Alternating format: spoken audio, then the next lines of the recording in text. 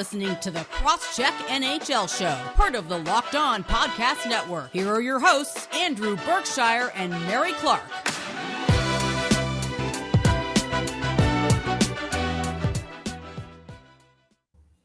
Hello and welcome to the Crosscheck NHL Show. Thanks for making the Crosscheck NHL Show your first listen every Tuesday and Friday. We're free and available on all platforms, now including YouTube.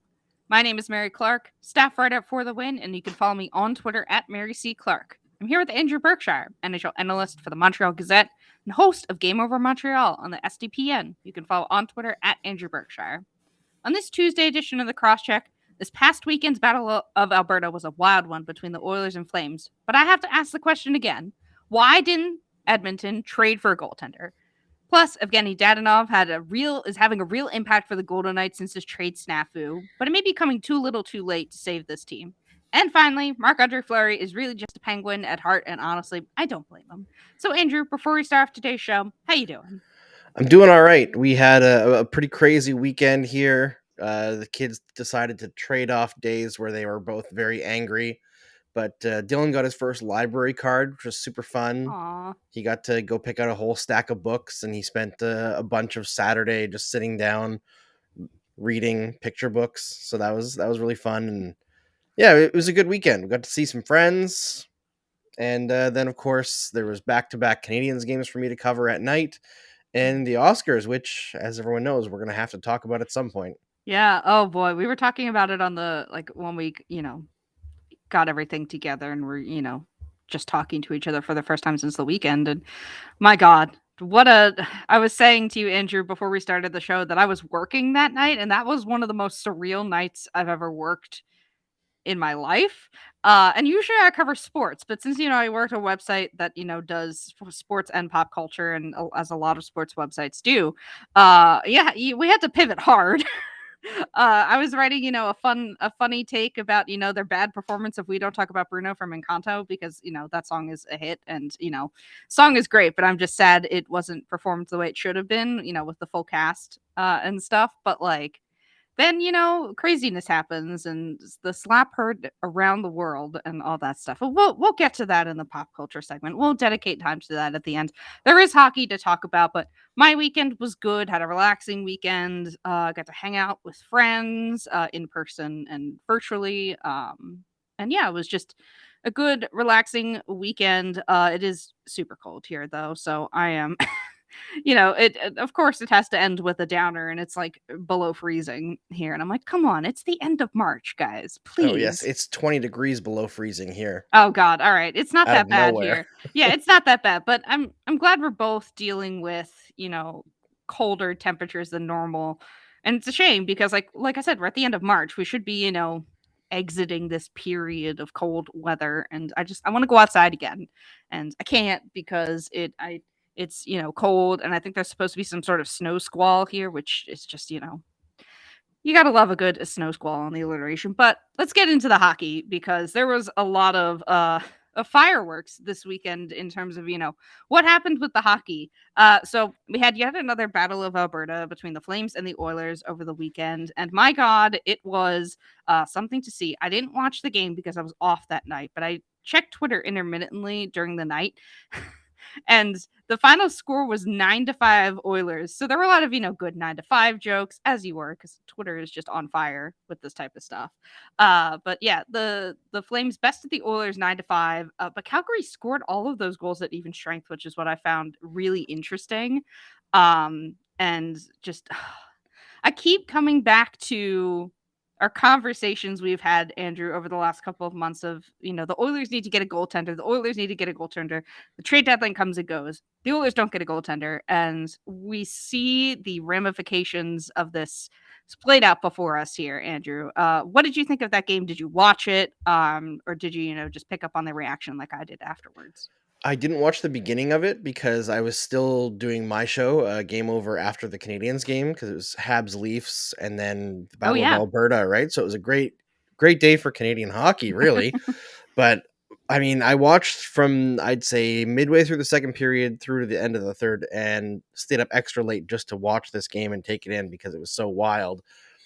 And yes, absolutely, I was thinking about why the Oilers didn't have a goaltender, because they flat out don't.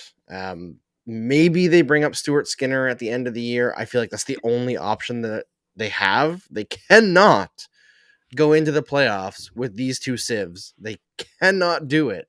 Like I try to be as respectful as possible when we're talking about NHL players, and obviously we could never do that job, Mary, but these guys can't either. They can't. It's so obvious. It's been obvious the whole year. The fact that Ken Holland sat on his hands for this is embarrassing. And Mike Smith is signed another year. Another year, yeah. What are they doing? Yeah, what are they doing? I don't know who started the game, so you may be able to tell me. Koskinen. Okay, so Koskinen started the game. He had 5 goals against on 12 shots faced for a pitiful .583 save percentage. And Mike Smith came in, I would assume, I believe it was probably in the second period, because the second period had it was a ridiculous amount of goals by the halfway point of the game. It was bananas. And then Mike Smith came in and he allowed 4 goals on 26 shots for at least a little bit better .846 save percentage. That at least is more in line with you're getting blown out a little bit 4-0, 5-0 type of deal. Yeah. But not nearly as bad as Koskinen's night was. But my God, it was a bloodbath. And I mean the Flames look really good, though they did let in 5 goals and stuff like that. But still, this Flames offense is something else. But I also wrote down in here that Draisaitl had a hat trick. But it didn't matter. It didn't matter at all that he had a hat trick. And just with how ridiculous the game was overall. And I think the other thing I come out of this, this game, even though I didn't watch it, I don't know if they play anytime else during the season, but this has to be a playoff matchup, Andrew. This has to be the Battle of Alberta is fantastic on its own in the regular season, but playoff format just, blows it out of the water. I would absolutely take a full 7-game series of a game exactly like that. It'd basically be like Flyers Penguins from 2012, 2011, pretty much whichever year that was. It would basically be like that all over again. And we haven't had that in some time. That was the only series I can remember, at least in recent memory, that was as chaotic and wild with its goaltending in the way that was. That nothing has compared since then. But I think if we, got Oilers Flames in the playoffs, it would at least this version of the Oilers and Flames, I think it would end up being something similar, because the Oilers just can't stop the puck. They just can't. And it makes for tremendous content, but my God, it is torpedoing their team and possibly their chances in the playoffs this year, Andrew. Yeah, and the fact that we might not actually get the Battle of Alberta in the playoffs it's going to piss me off, Mary. We need to see this. They haven't faced each other in the playoffs since 1991. Yeah. And there's still rivalry there for sure. And I feel like Mike Smith, the whole save percentage, 846 isn't the worst I've ever seen, but it also the Flames were no longer pushing. Yeah. They outshot the Oilers in the third period by a staggering margin, by the way, 16-4, but they weren't pressing, right? They were just kind of keeping the puck in their zone, throwing the odd softie on net. There was a few times where Smith made a save and it was not a very difficult save, and he did the whole big flash the leather, it was a big deal. And man, if I was on the Oilers, I'd be so goddamn pissed off that he was pulling that garbage in a 9-5 game where he was the second goalie in, and I'm pretty sure he let in the first shot that he faced. You were brought in to relieve and you immediately got destroyed. You let in a bunch of not great goals, didn't make a single save on a scoring chance until the third period. Stop it with the theatrics. Get the hell out of here. I just it drives me nuts when goalies do that when it's not appropriate. But to see Smith do it with the season that he's had, with the game that he was having, it should have been winnable for the Oilers at a certain point in the game. It was 100% a winnable game. I mean, they scored 5 goals on Calgary. That usually can constitute like a win or like getting to overtime perhaps. But no. Like but we really need this rivalry to be in the playoffs though, because like the Canadiens and the Leafs last year played for the first time since I believe 1971. Mm-hmm. Maybe it was 76. Yeah, it was a long time. But it was a long time. And that reignited that rivalry. Like that really hasn't been a rivalry for the like most of my entire life, right? Mm-hmm. It's like there's some intensity, but usually one of the teams is good and the other team is really bad, and like the hockey is okay. Usually there's some shenanigans, but it's never Montreal Boston, right? Right now that rivalry is serious, and even like in the lost season for the Canadiens, they're winning that season series while the Toronto Maple Leafs are legitimate cup contenders. Like under Martin St. Louis, the Canadiens have outscored the Leafs now 9-3. Didn't you say like on Twitter? Didn't you say on Twitter like 10% of the Canadiens wins this year have come against the Maple Leafs or something 11%. like that? 11%. Yeah. I didn't want to make this first segment. I was like, I should talk about the Maple Leafs because that game. Yeah, let's ignore the Maple Leafs. Yeah, but my whole point is, but yes.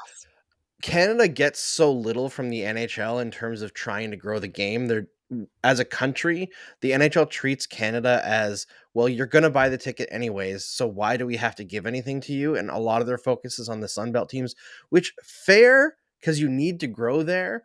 But there's a whole generation of Canadians, specifically like Gen Z and younger, that just don't really watch hockey. Like the Toronto Raptors are way more popular in Toronto than the Maple Leafs are right now for young generations. You look at, there's demographics that come out every year of like what the average age is of who watches hockey. And surprise, surprise, the average age goes up by 1 every single year because there's no new fans coming to the game. To have these Canadian rivalries reignited to a level that you see only in the playoffs is really good for the game. And this kind of wild hockey, as much as, if it's a full 7-game series of it, you kind of might get a little bit tired of it. Like I think it gets a little sloppy, right? Sure, especially if it's like just one team just can't stop a shot. If it's great hockey and it ends up being high scoring, that's fine. But this kind of stuff, it brings eyes. It brings new eyes to the game. So I'm all for it, but I would like the Oilers to be a little bit more competitive in the goaltending department. Yeah, competitiveness is good, though I must say, as somebody who was invested in that Flyers-Penguins series, in the end, it ended up being great because, the Flyers won, but being in the middle of that is terrible. So I'd love it to happen to another 2 teams that I'm not emotionally invested in. So, you can see where I'm coming from here with my point of view of, this would be great because I'm not emotionally invested.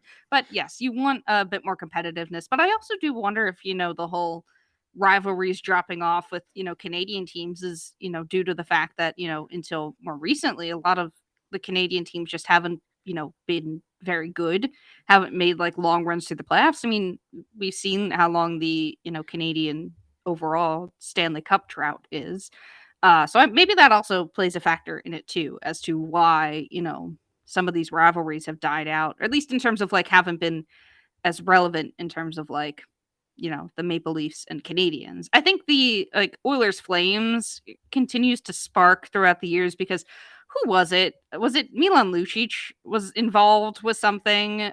I'm trying to remember. When is he not? This is true. But wasn't there a whole big thing?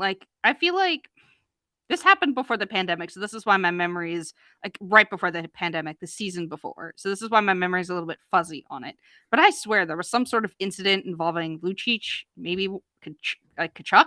I don't know. I don't remember. But there was a whole big thing. It was billing as must watch TV, and there were fights and stuff like that. And I don't know. I'm getting all of this wrong because my memory, as I've said before, is in shambles because of the pandemic. But at least the Oilers and Flames have always seemed to have some sort of sparks, whether it just be from because Connor McDavid and Draisaitl are so good, or because you get something like Kachuk doing random stuff and it blowing up and all that. So yeah, Kachuk's a shithead. Yeah, but we love him. Yeah, I mean, it's good for inciting, excitement over this type of stuff. And I think the key takeaways, though, is Edmonton, why didn't you get a goalie? This is Yes. going to be their downfall. If they're going to go out in the playoffs, like, and it kind of looks like they're going to, like, they don't look like they're going to be able to contend with the top teams.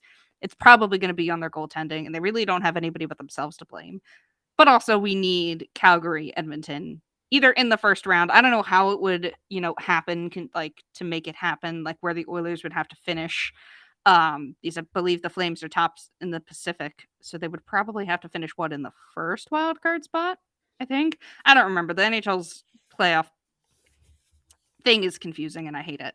But yeah, so I think that's where we're going to, leave off this segment. But God, hockey is fun, especially when, like I said, when it is not involving teams I'm emotionally invested in. Stuff like this is just a great time. It's great to score goals. Like scoring goals is what, people want to see and why people are drawn to the game, just the absolute ridiculousness. And sure, it may not have been like competitive hockey from the Oilers, but it was fun as long as you're not an Oilers fan, I think. So we're going to end it there. And then coming up next, we're going to talk about an extension of what we talked about last week is Evgenii Dadonov showing up big time for Vegas in the games that he has played so far since the whole trade nonsense fell apart. But we will talk about that coming up right after this.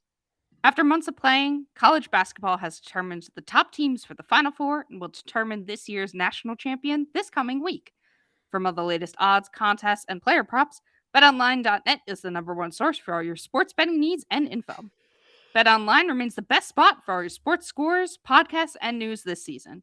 And it's not just basketball. BetOnline is your continued source for all your sports wagering information needs, including live betting and your favorite Vegas casino games. Head to the website today or use your mobile device to learn more about the trends and action. BetOnline, where the game starts. All right, Andrew. So, I keep thinking back to last night because we're recording this on Monday.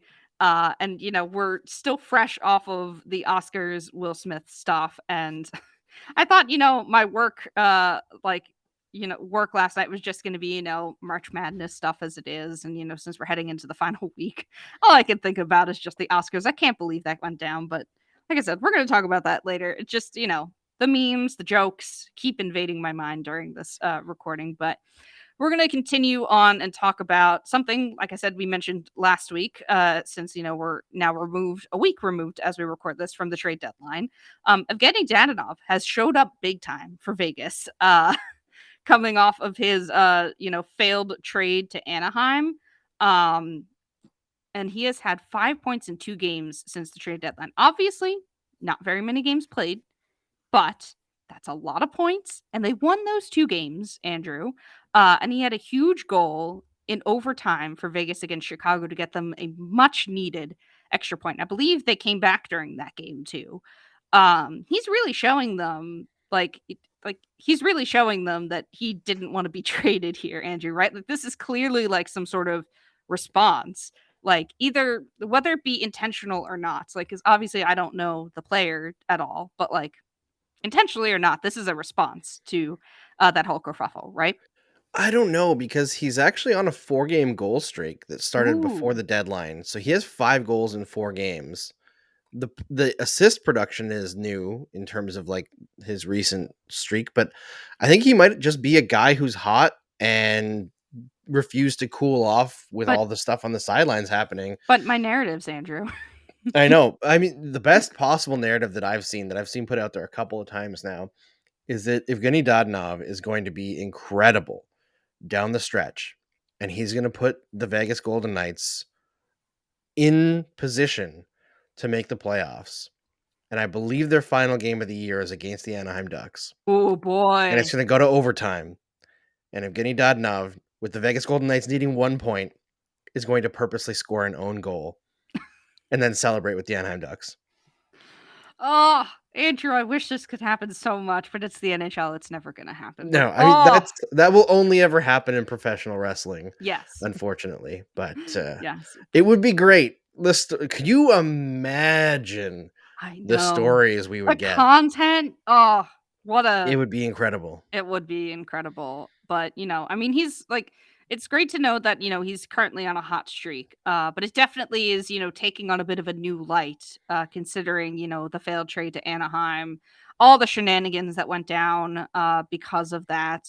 It's just an unfortunate situation all around.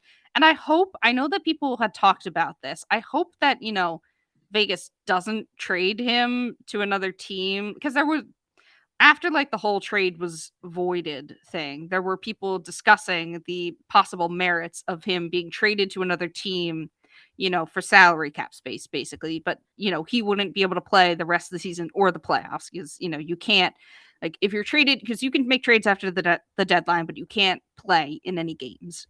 So technically, it would be possible for him to get moved. But I really hope he doesn't. I don't think they're going to, because he's been putting up so many points. But it would just be such a bummer, honestly, if, he got traded at this point and couldn't play. It would be such a huge bummer. He didn't do anything to deserve this. He's just, caught in this an unfortunate situation.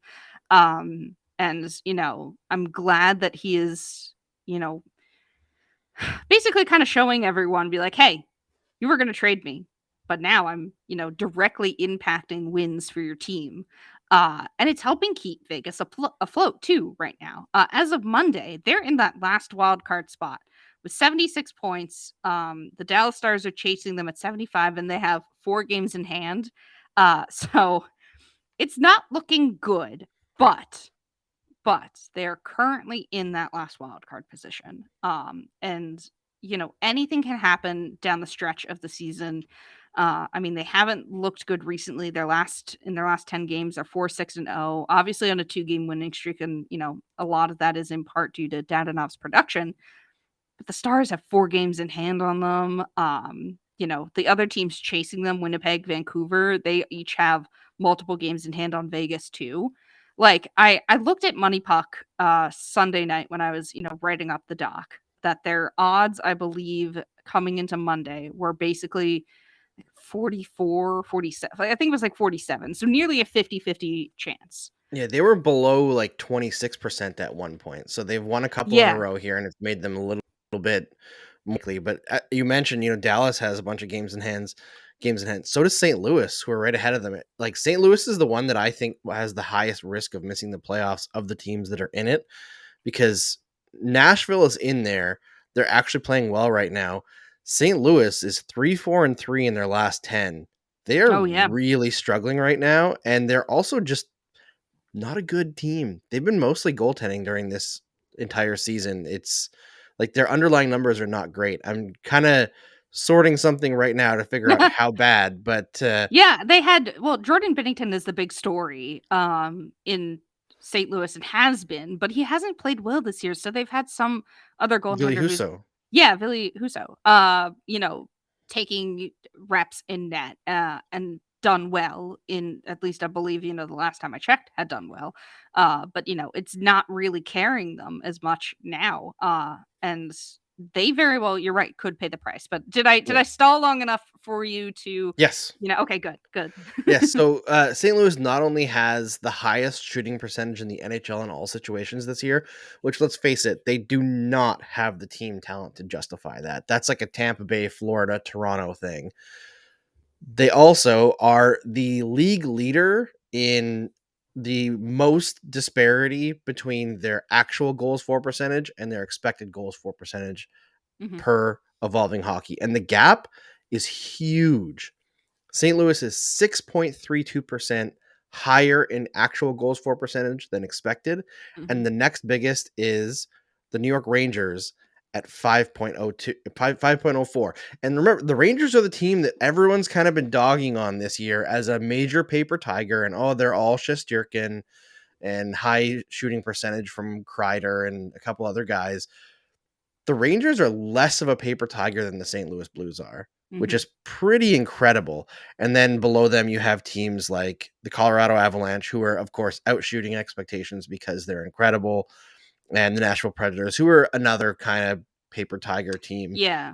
But overall, the gap between St. Louis and everyone else is crazy in terms of how much they've outperformed their actual, like, what they've earned. And I think this bad luck streak that they're not bad luck streak, but like this bad streak that they're on right now could last the rest of the season and they could slide right out. It's possible. I mean, currently, as of Monday, Money Puck has them at a 97.3% to make the playoffs. But, that's where I go to look at my like quick snapshot predictions, like, playoff predictions. There's probably other ones out there that could tell you different things. But it is certainly a bit of a wild time out there in the West. St. Louis is, at 97.3, Nashville at 92.4, the Kings at 90.7. I'm still going to continue to do my little victory lap about the Kings because, it's As you nice. should. It's nice to be right. It is. I don't get a lot of things right, and when I do, I'm going to celebrate them. We won't bring up the Penguins. No, don't bring up the Penguins or the Capitals, or the Islanders for me. We're not going to talk about the Islanders. We're just not going to talk about it. But yeah, then it gets, lower as you go down. Edmonton's at 85.4. Dallas, sitting, like I said, sitting currently out of a wild card spot now, but they're at 70.4 and Vegas is at 44.7. So about 45%, a little less than half and half to make it. Before we close out this segment though, I do want to, ask, because, this is probably going to be the biggest topic heading into the final weeks of the season because we are approaching the last month of the season because I believe the playoffs don't start until May this year. They usually start around mid-April, but since the season got, moved and stuff because of the pandemic, we're still, dealing with lasting effects. I believe it starts in May. We're going to continue talking about this topic, I'm sure. But Andrew, as we head into the final month of the season, does Vegas make the playoffs or not? I don't think so. I think they have too many injuries. The fact that they can't activate Mark Stone. Yeah. Like there's still the option that if he's actually healthy and they have to activate him, that they just forfeit the rest of the season. And the cap carries over into next year, so they're screwed for next year too. I don't think they have the horses right now. And I know Max Pacioretty tried to come back. I heard from a source that he was going to try to make a comeback, but like his groin injury was pretty serious and he had a setback as soon as he tried to get back into the lineup. So he may not play again this season. Jack Eichel seems to be back, but might be in and out down the stretch. And Mark Stone will probably not be allowed to play just due to cap concerns. Either he'll be injured the rest of the season, or if he comes back, they'll be locked out because they can't lose that much salary. They would have to clear $9 million. It's a lot to get him in. Like they would have to waive and hope somebody claims Jonathan Marchessault and somebody else worth $4 million. And no one's going to help out Vegas. No one is helping out Vegas. I mean, somebody might claim a good player if they go out there, right? Like, especially if you've got the cap space, but they're not going to, if they see that and they're like, sure, Marchessault may be up for grabs for free. But if, I don't know who else is on their roster that would fit the other part of the equation there. But I don't think that they're not going to do Vegas any favors. If it makes their team better, sure, but they're not going to, help them out from the kindness of their heart. I mean, we talked about, waivers and NHL GMs last week with, what they do to the Toronto Maple Leafs because they think it's funny. But yes, I'm very much in agreement. I don't think Vegas is making it, and I don't think that it's a bad thing either. They have made the playoffs every single year since they have been in the NHL, and it is okay. Have some adversity. Here you go. They have faced adversity. Sure, they made it to the Stanley Cup final in their first year, but they've lost, and they haven't been as good as that first run, or as good and lucky as that first run. But yeah, it is. I think it's good for them to, miss out this year. It's okay if you do. The cards have been stacked against them this year in terms of the injuries and everything, and just everything, their goaltending situation and all that stuff. So, it's not a bad thing if they miss the playoffs this year. I think, we've seen it with teams that, these things can be a one-off. I mean, look at the Islanders this year. Nobody was expecting them to be as bad as they are. And, they're probably going to still be contenders next year, if I had to guess. I mean, maybe their, system is a little bit flawed in the way they, construct their team without much scoring. But, I think this is a good thing for Vegas if they miss. It's not going to be catastrophic. Sometimes the deck is just too stacked against you. And it really seems like unless there is a complete miracle here, they're just they're gonna miss because a team like Dallas is they're gonna run out of runway, basically. They might be, by the time they finish all their games, they might be, in a playoff spot. But if Dallas still has one more game to play, yeah, it won't matter. It's not gonna matter. So Dallas doesn't need to be that good to beat out Vegas at the end of the year here. You know who's gonna be real happy if Vegas misses? The Buffalo Sabres. Ooh, who why? own their first round pick this year. Oh yeah. Now it is top 10 protected, but there's no way that Vegas falls into the bottom 10 unless of the we league. get some, shenanigans with the draft order, but that won't be for another month, I believe, because that's gonna be a wild time because didn't the last couple of drafts have gone usually to the team that finished last, correct? Like we haven't had a lot of chaos in the last 2 years, right? If I'm remembering correctly, it feels like we're due. It feels like we're due for a big shakeup, mostly Yeah, I feel like because the last two big shakeups were both the Rangers, weren't they? with the Rangers and then, the Nolan Patrick draft, with the Flyers and Nico Hischier going to the Devils. I know that was a handful of years back now, but that's the big one I always come back to because, you jump up from 13th to second or 11th to second, whatever it was with the Flyers. That's a really huge jump. Yeah, Buffalo got it last year. Mm-hmm. Yeah, Buffalo. And then I'm pretty sure the year before was also it was the Rangers. Oh, was it? They moved up a bunch of spots, actually, I think. Oh, that's right. Okay. Lafreniere. That's right. I can't believe that was only 2 years ago. Wild. All right, but we're going to move on from this topic, and we're going to finish out the hockey talk with something I just thought was kind of funny, because this is a cute little lighthearted story. And honestly, I can't resist the charm and appeal of Marc-Andre Fleury. He's just too charismatic, guys. I'm sorry. I love him. But we're going to talk about Fleury not being so keen on going to Washington as a possible deadline move that didn't happen. And that'll be coming up right after this. This episode is brought to you by Rock Auto.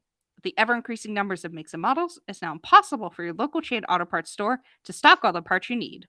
Why endure often pointless or seemingly intimidating questioning and wait while the person behind the counter orders the parts on their computer, choosing only the brand their warehouse happens to carry. You have computers with access to rockauto.com at home and in your pocket. RockAuto.com is a family business serving auto parts customers online for 20 years. They have everything from engine control modules and brake parts to tail lamps, motor oil, and even new carpet. Whether it's for your classic or daily driver, get everything you need in a few easy clicks delivered directly to your door. The RockAuto.com catalog is unique and remarkably easy to navigate. Quickly see all the parts available for your vehicle, and choose the brands, specifications, and prices you prefer. Best of all, prices at rockauto.com are always reliably low, and the same for professionals and do-it-yourselfers. Why spend up to twice as much for the same parts? Go to rockauto.com right now and see all the parts available for your car or truck. Right locked on in their How Did You Hear About Us box so that they know we sent you. Amazing selection, reliably low prices, all the parts your car will ever need. rockauto.com. All right, Andrew. Like I said before the break, I thought that was just a funny story because, there was some hockey. There was hockey happening this weekend, but I didn't want to retread our usual Maple Leafs, Canadians, Flyers, shenanigans, all Penguins, that stuff. yeah, exactly. So I thought of I saw this really funny quote going around from Marc-Andre Fleury over the weekend when I believe he was asked on NHL on TNT's intermission show. And I'm just reading a tweet here that he basically said that he respects the Caps, but wasn't interested in coming to Washington at the deadline after all of the playoff battles as a member of the Penguins because, and I quote from Fleury here, it just didn't seem right. And I saw a lot of, Penguins fans on my timeline having a good time with this tweet and being like, man, he's just a Penguin at heart, spoken like a true Penguin. And I get it. That is absolutely an endearing quote, and it has to be if you're a Penguins fan. It was to me, at least, even though I'm a Flyers fan, it is very endearing because Fleury to me is a Penguin, will always be a Penguin. I really think he is going to sign in Pittsburgh before he retires, but dude's a charismatic dude, and one of the reasons why he's so beloved in Pittsburgh is just he seems to be a nice dude, and it basically is like nothing personal, Washington, but it just wouldn't feel right going to Washington and having to face Pittsburgh in, the rest of the season or, a playoff battle, which I thought was neat because, he was linked to Washington. I had I had seen rumors that, he was linked to Washington and he ended up going to Minnesota. But any thoughts on this quote, Andrew, or do you just want to, sing the praises a little bit of Fleury here, who seems to be just a good dude and a good quote? I mean, I think it's cool that he didn't want to go to Washington, didn't want to face his former Penguins teammates, that he's still hanging on to that. That's pretty neat. Mm-hmm. But I am going to have to, unfortunately, take a little bit of the air out of the tires on the Marc-Andre Fleury appreciation, because there's a bunch of speculation or attempted dunking when the whole Marc-Andre Fleury refused to go to certain places thing came out. And one of the mentions was oh, he didn't want to go to Toronto or Edmonton. Or specifically, it was said he didn't want to go to Canada. Well, Marc-Andre Fleury is Canadian, so that's a little bit weird, right? Yeah, there's a reason for that, and it's Marc-Andre Fleury's wife, who is 100% one of those Freedom Convoy anti-vax people. Well, and the fact is, wives and girlfriends are undefeated when it comes to you learn too much and you don't like it anymore. It's I only know it because somebody else sent it to me, and I have a policy of if there's any NHLer that I like, I try not to look at their likes if they have a Twitter or an Instagram. I try not to learn too much about their family outside of oh, their kids are cute. They have a nice dog. That's great. Because odds are they support some political things that you think are ridiculous because they're rich. And I mean, let's face it, most NHLers, about 95% of them, are married to the same girl, the blonde, the white girl, and she's probably anti-vax. And Carey Price has got that with his wife. It's like that meme of all the guys lined up at a sporting event where they're all lined out in a row and they all just look like the same dude. Yep. And I feel like we can make jokes at this, Andrew, because we are two white people. I think we're allowed to make jokes. One joke we're allowed to make at this expense, because we too can, are white and are allowed to make this joke. But yes, sure. I accept what you are telling me, but in my mind, I'm rejecting it. So so thank you for this little truth bomb that I'm going to conveniently forget, because, Marc-Andre Fleury seems like just, I don't know. His teammates, his former teammates like him. I can completely understand the the not wanting to go up against your former team. It's Giroux wanted only to go to Florida, and had he gone to the Avalanche, he would have faced the Flyers less than a week since he had been traded, or basically a week since he had been traded. So I get it. I completely understand it. So I don't know. But he's definitely, though, he's absolutely re-signing in Pittsburgh before he retires, right? I don't know what his contract. I don't know what his contract situation looks like. I believe is he only on a 1-year deal, or is it the end of it? He's at the end of his deal. He's unrestricted at the end of this year. And I don't know if Pittsburgh is really going to be interested for next year, but I don't know. He's pretty close to the end of his career. Maybe it will be. Yeah, he's 30. He's 37. I mean, you could just sign him on for one more year. I don't know. He likes Pittsburgh enough, it seems, that would he just want to go there and be the backup and just have a nice final farewell tour? It doesn't seem like a bad option to me. I don't know. Yeah, I mean, he doesn't have the numbers of a starter anymore. He's been a 1A, 1B for the last few years. So this is about where he's supposed to be. And he would absolutely take a hometown discount to play in Pittsburgh, if this quote is any indication. He loves Pittsburgh. He didn't want to face his former teammates, his former team, his former fans, as a member of a rival of his, going back years and years now. So I don't know. It feels like the perfect final ending spot for Fleury. The Penguins sign him on July 1st to could even be a league minimum deal, and just let him have his final farewell tour. Because they never got that with Jágr. So I mean, to be fair, Jágr is technically still playing, just not in the NHL. So he hasn't retired from hockey, because he's never going to retire from hockey. But I know that's kind of a sore spot for Penguins fans, that Jágr didn't stay a Penguin for his entire career and basically went to the Flyers and then hopped around other teams and all that, and continued to do his career. And so maybe they'll actually get their nice little farewell tour with Fleury, and it will come together with the final era of that team, and all of their players will, after, next year, it'll just be a nice farewell tour for this Penguins team, and then they'll fade out of relevancy. That's my hope. But I've predicted the Penguins' death many times, and it has never come to pass. So I should never try to. But yeah, just a little fun story, I thought, to end off the hockey segment. But we're gonna spend the next amount of time before we end the show. I spent talking about the Oscars, and we spent a bunch of the show talking about hockey, but we've got a lot of time left to talk about the Oscars, everything that went down. I don't know if we have any other, fun things we want to talk about from the Oscars. I know you didn't watch all of it, Andrew, but I didn't watch any of it. Okay, I only saw you didn't watch any of it, Twitter. but the important things were there in the tweets and the memes. But we'll talk about that coming up right after this. This is the time of year I've pretty much given up on all of my New Year's resolutions, but not this year. I'm sticking to my resolution to eat right thanks to Built Bar. It almost feels like it's not really a resolution because I actually enjoy eating them. Have you tried the Puffs? If you haven't, you're missing out on one of Built Bar's best tasting bars. Puffs are the first ever protein infused marshmallow. They're fluffy, they're marshmallowy, they're not just a protein bar. They're a treat, and they're covered in 100% real chocolate. Puffs are a fan favorite with some incredible flavors: yummy cinnamon churro, coconut marshmallow, banana cream pie. So good. These are going to be your new favorite. All Built Bars are covered in 100% real chocolate. Yes, Puffs included. 100% real chocolate.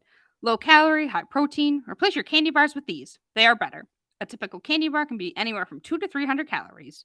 Go to built.com and scroll down to the macros chart. You'll be blown away. High protein, low calorie, high fiber, low carb. Most Built Bars contain 130 calories, 4 grams of sugar, 4 grams net carbs, and 17 grams of protein. Compare that to a candy bar, which usually has around 240 calories, 30 grams of sugar, and dozens of net carbs. Try flavors such as mint brownie, coconut, and coconut almond, and new for this month, white chocolate cookies and cream. They're all delicious, and new flavors are coming out all the time. If you think a flavor might be good, they'll make it. It will taste delicious, and it will be good for you. At Built Bar, they're all about the taste. They make it taste delicious first, then figure out how to make it healthy. I don't know how, but they pull it off every time. So go to built.com, use promo code LOCKED15, and get 15% off of your order. Use promo code LOCKED15 for 15% off at built.com.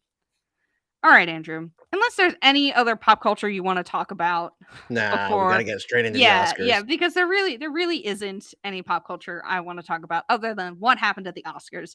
So, like I said, I was working Sunday night because I work Sunday nights, and I was like, oh, neat, the Oscars are on it. That'll be something to put on in the background.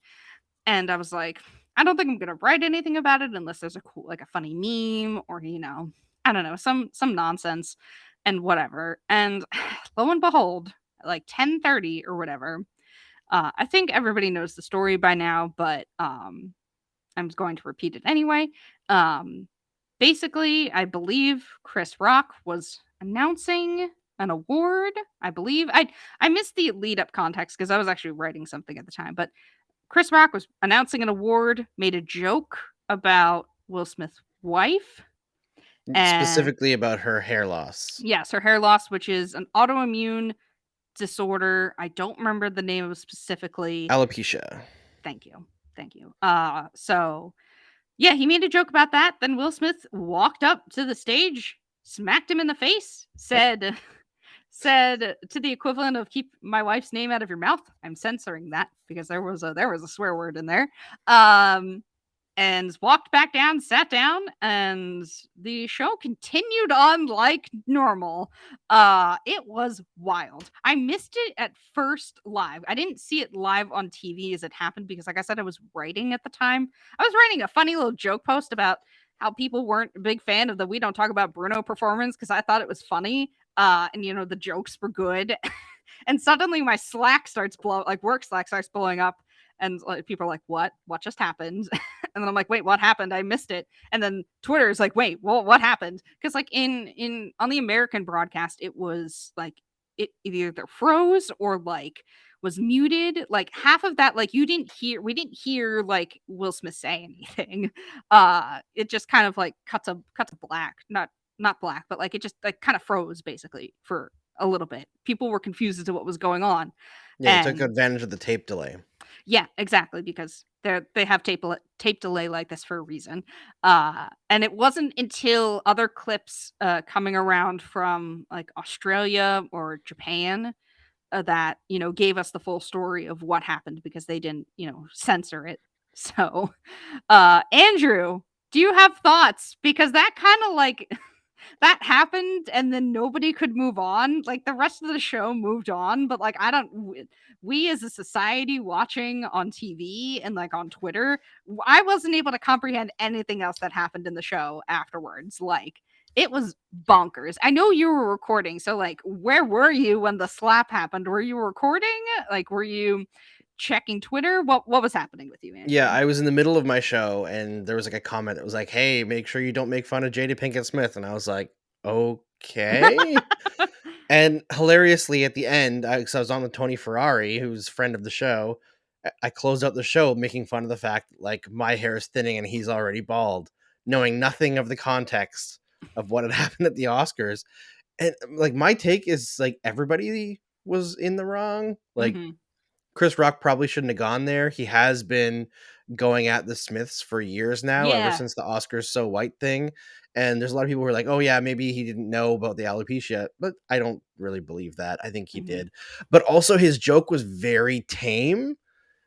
Like comparing her to GI Jane, to me that was like, "Hey, you could use this for a movie role." It wasn't even necessarily making fun of her per se.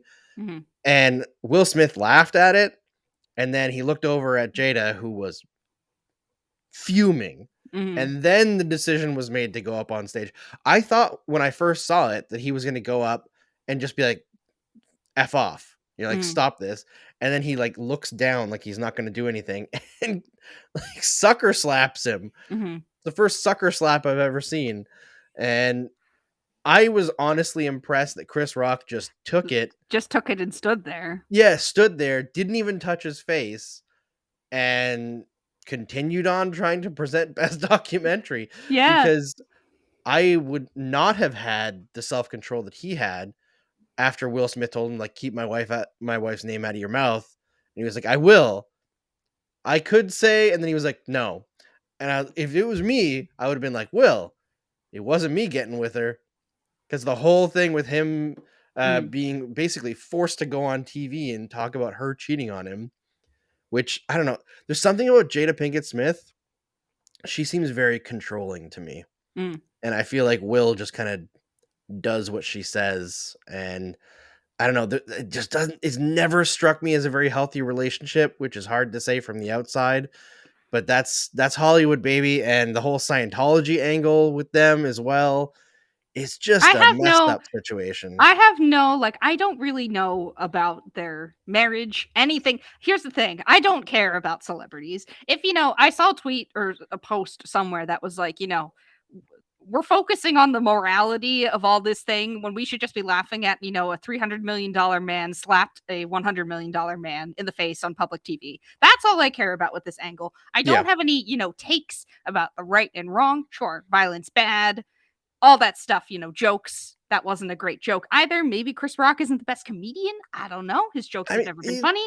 I he's, think, yeah, he's not been that funny for like a decade. I mean, I only really know him from his like time in Madagascar. I'm showing my age here, Oh, wow, but you like, are showing your age. yeah, I am. Okay. But the point is, I don't care about celebrities that much. I really don't.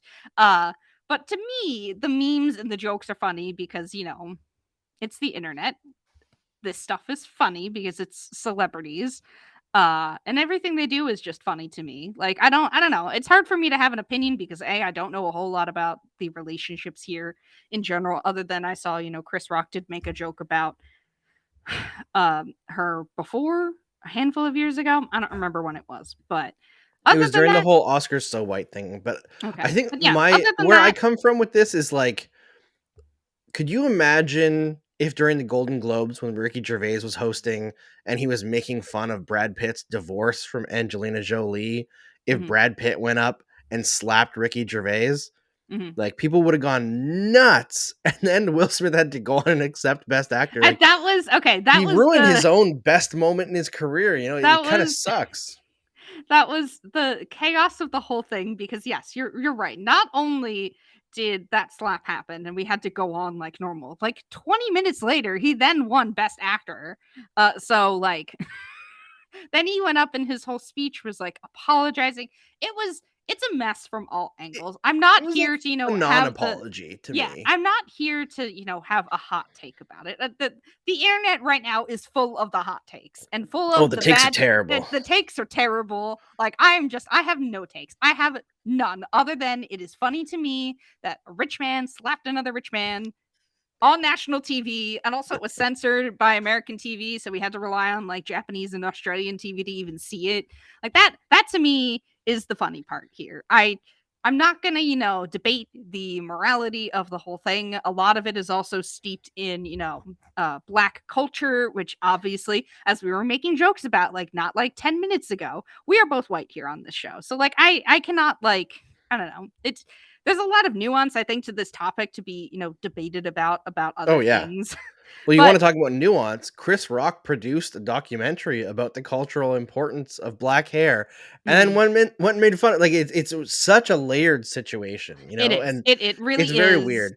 I will say the funniest part to me isn't even the slap; it's the fact that on the day that Will Smith does this, and that Chris Rock, makes a joke that is pretty tasteless, even though it wasn't that bad. The person that everybody's most mad at is Judd Apatow. Oh yeah, because of his stupid ass tweet talking about how he could have died. It's a slap. It's a slap. Yes.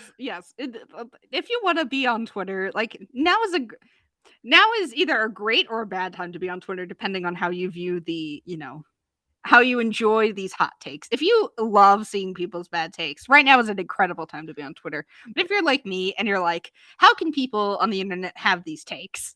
It is a bad time. But the memes and the jokes are funny. Like I said, I think at the top of the show, this was like one of the top 5 nights on Twitter that I can remember. I mean, for me, like, because I saw a tweet also going around is like, what are your top 5 nights on Twitter? And for me, number 1 is the Eagles winning the Super Bowl, because there was so much around that. And, Tom Brady missing that catch and, Nick Foles catching it. It was just a perfect culmination for me as a sports fan. But this is definitely up there. Like, I don't know if you can remember any other, really fun nights or days on Twitter, moments on Twitter, because there are some times when Twitter is good. Last night was one of those moments.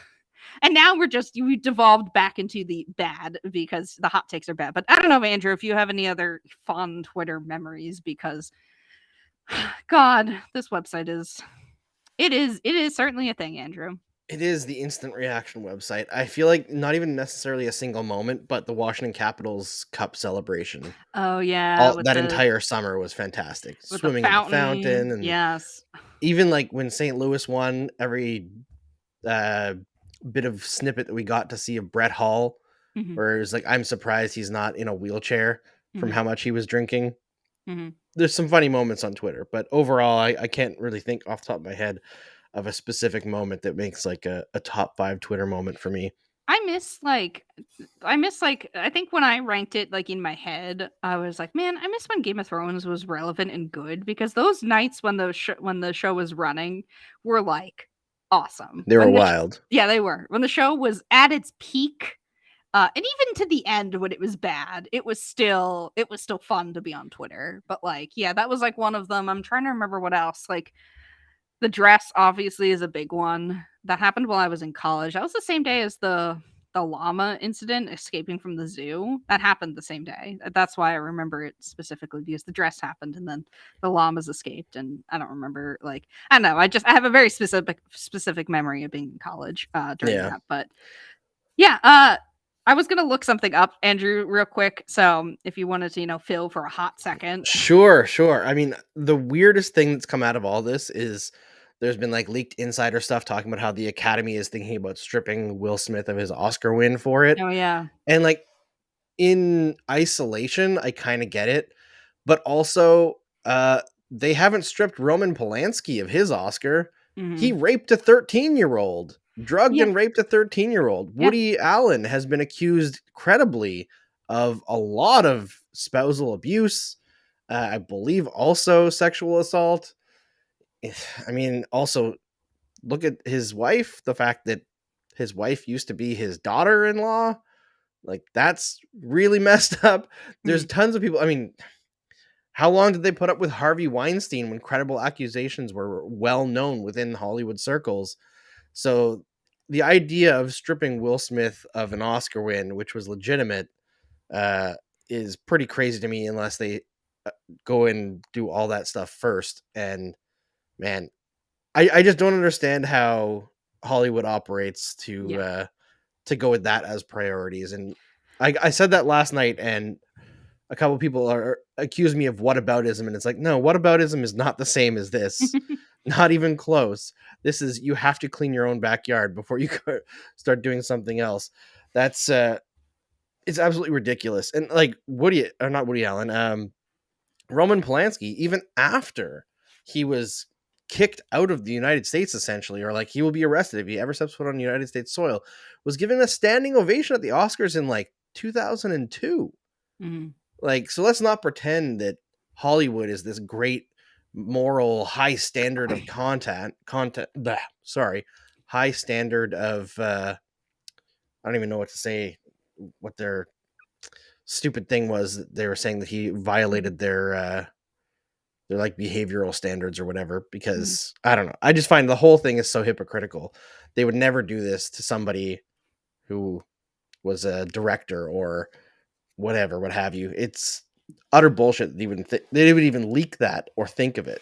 So I will say I found what I was looking for, because I was looking for two specific things from last night. The ones I can remember specifically. We talked a lot of, I guess, sad, depressing Oscar stuff, but I will leave us off before we, head into our exit, about two cool things from last night's Oscars. I didn't watch this movie, Coda.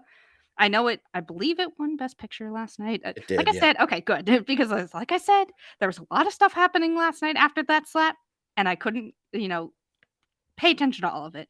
But Tony Kotzer, I don't know how to pronounce his last name, became the first deaf man to win an acting Oscar for his role in Coda. I believe it was probably supporting actor, because, as we said, Will Smith won Best Actor.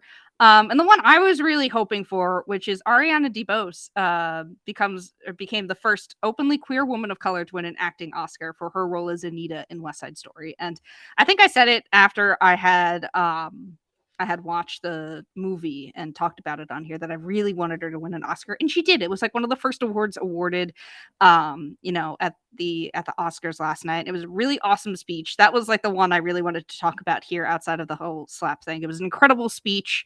She made reference to her being openly queer, and it's she quoted the line from the movie, "There is indeed a place for us." It was a great speech, and I wanted to shout her out specifically, because I loved her performance as Nita in West Side Story, and it was just really great. And she really got her start as being the bullet in Hamilton, and has kind of grown from there, and is won an Oscar now for being in West Side Story. I thought that was a really neat thing to end the show on, because we talked a lot about it wasn't really difficult stuff, I guess, but a lot of nuanced stuff. This is something at least we can celebrate the goodness of here, because there's a lot of stuff out there on the internet, but at least the memes are funny. But that's all we have for you today on the Crosscheck NHL show. It's part of the Locked On Podcast Network. Make sure to follow us on your podcast platform of choice, from Apple to Odyssey to Spotify and YouTube, and rate and review us while you're at it. You can follow the pod at Crosscheck NHL on Twitter, me at Barry C. Clarke on Twitter, and Andrew at Andrew Berkshire on Twitter. Thanks for making the Crosscheck NHL show your first listen every Tuesday and Friday. We'll be back on Friday with some more puck talk, but now make your second listen Locked On Fantasy Hockey. Hosts Steele Rodent and Flip Livingstone help you become the expert of your fantasy league. It's free and available on all platforms.